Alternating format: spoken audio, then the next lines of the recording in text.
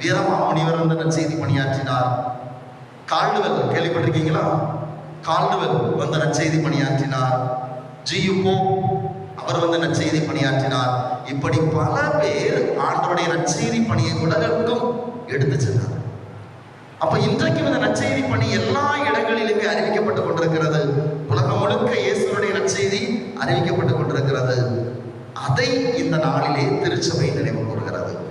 ஏன் நினைவு கூறுகிறது என்றால், இயேசு கொடுத்த அந்த கட்டளையை இன்றைக்கும் நாம் எல்லா இடங்களுக்கும் எடுத்து சென்று கொண்டிருக்கிறோம்.